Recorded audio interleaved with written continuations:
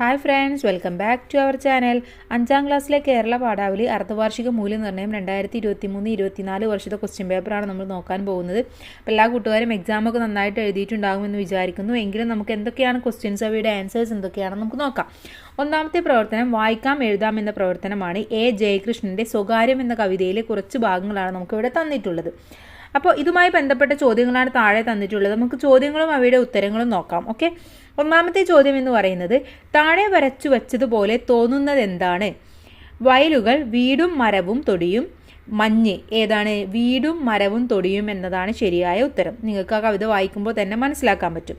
B, കുന്ന് മാനം മുട്ടണ പോലെ തോന്നുന്നത് എപ്പോൾ? അടിയിൽ നിന്ന് നോക്കിയാൽ, മുകളിൽ നിന്ന് നോക്കിയാൽ, ദൂരെ നിന്ന് നോക്കിയാൽ. എപ്പോഴാണ്?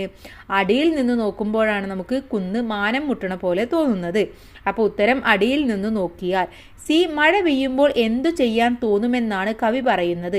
കാറ്റേൽക്കാൻ, മഴ കൊള്ളാൻ, വെയിലേൽക്കാൻ. എന്താണ്? മഴ കൊള്ളാനാണ്. ഓക്കെ, അപ്പോൾ ബി ആണ് ശരിയായ ഉത്തരം, മഴ കൊള്ളാൻ. ഡി, താഴെ പോകുന്നവരെയൊക്കെ നോക്കിയിരിക്കുന്നത് ആരാണ്? കുന്ന്, കാട്, കവി. ആരാണ്? കുന്നാണ്. ഈ മഴയിലിറങ്ങി നടക്കണം എന്നതിലൂടെ കവി ഉദ്ദേശിക്കുന്നത് എന്ത്? പ്രകൃതിയെ അറിഞ്ഞു നടക്കാം, മാനം കാണാം, അമ്മ കുട വാങ്ങിത്തരും. എന്താണ്? പ്രകൃതിയെ അറിഞ്ഞ് നടക്കാം എന്നുള്ളതാണ്. അപ്പോൾ ഇതാണ് ഈ 5 ചോദ്യങ്ങളും അവയുടെ ഉത്തരങ്ങളും എന്ന് പറയുന്നത്. ഇനി അടുത്ത പ്രവർത്തനത്തിലേക്ക് കടക്കാം. പ്രവർത്തനം 2 ലഘുകുറിപ്പാണ്. തലക്കെട്ടുകൾ വായിക്കുക. ചന്ദ്രനിലേക്ക് കുതിച്ചുയർന്ന് ചന്ദ്രയാൻ 3. ഇന്ത്യൻ പ്രതീക്ഷകൾ വാനോളം. ഇന്ദു തൊട്ട് ഇന്ത്യ. വിജയപഥത്തിൽ ഇന്ത്യ കുതിച്ചുയർന്ന് ചന്ദ്രയാൻ. ഇതൊക്കെ ഓരോ ന്യൂസ് പേപ്പറിലെയും അഥവാ മലയാള മനോരമ, മാതൃഭൂമി, അതുപോലെ തന്നെ ദേശാഭിമാനി, ഈ 3 വന്ന ന്യൂസ് ഹെഡിങ്സ് ആണ് ഇവിടെ തന്നിട്ടുള്ളത്. മനുഷ്യശക്തിയിൽ വിശ്വാസം അർപ്പിച്ച കവിയാണ് വയലാർ രാമവർമ്മ. പറഞ്ഞയക്കുക ദേവി മനുഷ്യനൊരിക്കലിലൂടെ. വയലാർ ഭൂമി സനാതയാണ് എന്നതിലെ ഒരു വരിയാണ് തന്നിട്ടുള്ളത്. ചന്ദ്രനിൽ മനുഷ്യർ കാലെടുത്തു വെച്ചിട്ടുള്ള പതിറ്റാണ്ടുകൾ കഴിഞ്ഞു. ഇനിയും മനുഷ്യന്റെ കാൽവെപ്പിനായി കാത്തിരിക്കുന്ന അമ്പിളിയുടെ പ്രതീക്ഷകൾ എന്തെല്ലാമായിരിക്കും? ലഘുകുറിപ്പാണ് തയ്യാറാക്കേണ്ടത്. അപ്പോൾ ലഘുകുറിപ്പ് തയ്യാറാക്കുമ്പോൾ എന്തൊക്കെ കാര്യങ്ങളാണോ നമ്മൾ ചെയ്തിട്ടുള്ളത് അതൊക്കെ നമുക്ക് എഴുതാം.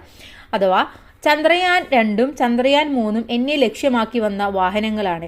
ഇത് ആരെഴുതുന്നതാണ്? നമ്മുടെ അമ്പിളിമാവൻ എഴുതുന്നതാണ്. അപ്പം അതേ രീതിയിൽ വേണം നിങ്ങൾ എഴുതാൻ. ചന്ദ്രയാൻ 2 ചന്ദ്രയാൻ 3 എന്നെ ലക്ഷ്യമാക്കി വന്ന വാഹനങ്ങളാണ്. എൻ്റെ ദക്ഷിണ ധ്രുവ മേഖലയിലാണ് ചന്ദ്രയാൻ 3 വന്നിറങ്ങിയത്.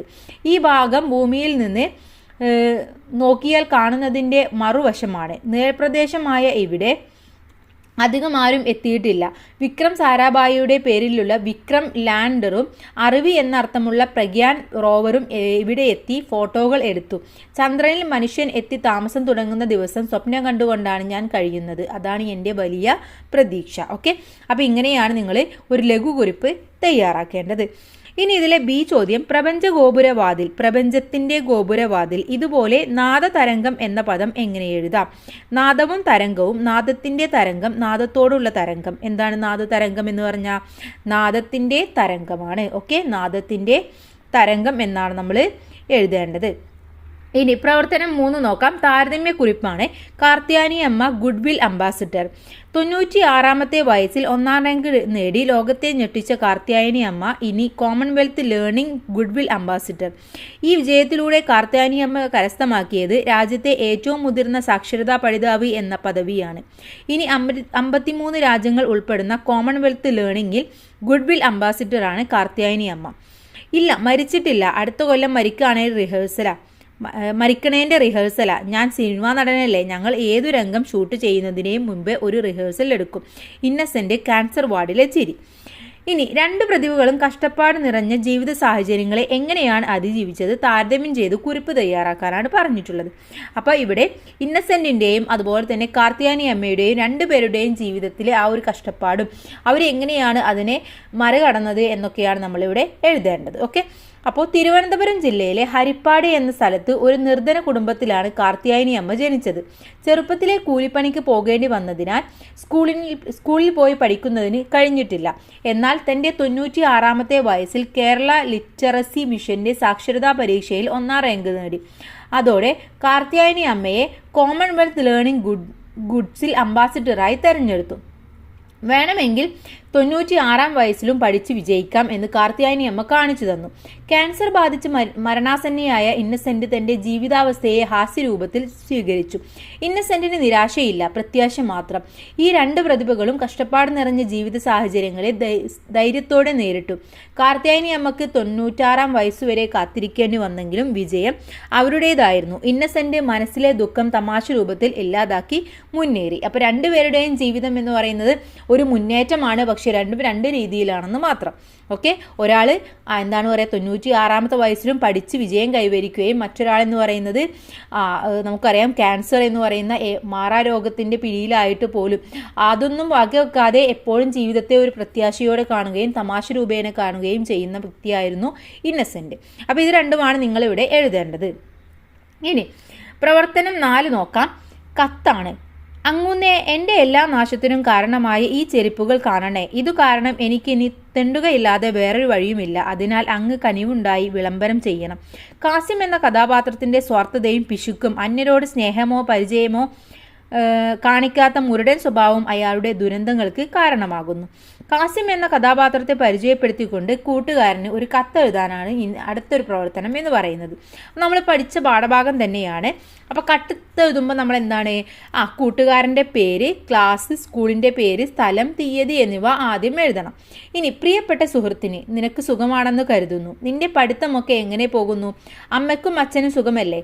ഞാൻ ഈ കത്തെഴുതുന്നത് കത്തിൽ എഴുതാൻ ഉദ്ദേശിച്ച കാര്യം എഴുതുക. എന്താണ് കാസിം എന്ന കഥാപാത്രത്തെക്കുറിച്ച് പരിചയപ്പെടുത്താനാണ്. എന്നിട്ട് കാസിമിൻ്റെ സ്വഭാവം എങ്ങനെയാണ്, കാസിമിൻ്റെ ജീവിതത്തിലുണ്ടായ കാര്യങ്ങൾ 1-2 കാര്യങ്ങളൊക്കെ നിങ്ങൾ എഴുതുക.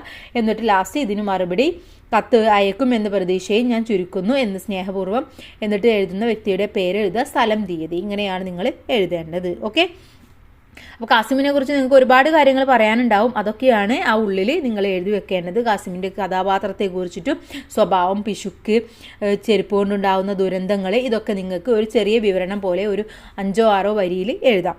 ഇനി സൗഭാഗ്യങ്ങൾ ഉണ്ടായിട്ടും യാചകനെ പോലെ നടക്കുന്നു. ഈ പ്രസ്താവനയിൽ നിന്നും കാസിമിൻ്റെ ഏതു സ്വഭാവമാണ് വെളിവാകുന്നത്? അത്യാഗ്രഹം, പിശുക്ക്, സത്യസന്ധത. ഏതാണ്? പിശുക്കാണല്ലേ. അവിടെ കാസിമിൻ്റെ പിശുക്കാണ് നമുക്ക് കാണാൻ കഴിയുന്നത്. ഇനി മറ്റൊരു പ്രവർത്തനം നോക്കിയാലോ.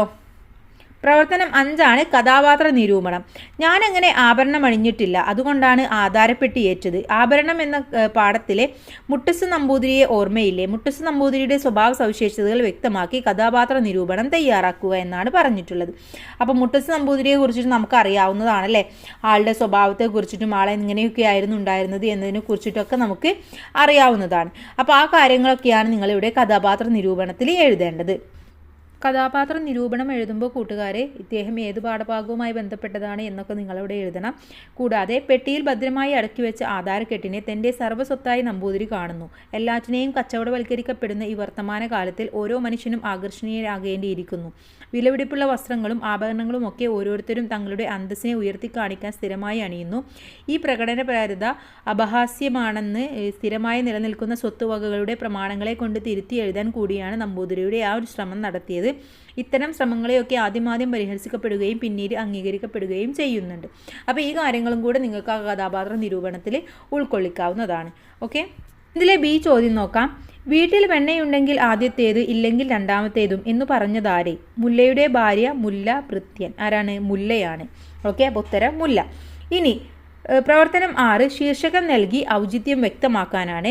അവൻ കുറച്ചുകൂടി എൻ്റെ അടുത്തേക്ക് വന്നു. പെട്ടെന്ന് വിളക്കുകൾ കത്തിച്ചു വെച്ച പോലെ അവൻ്റെ കണ്ണുകൾ തിളങ്ങി.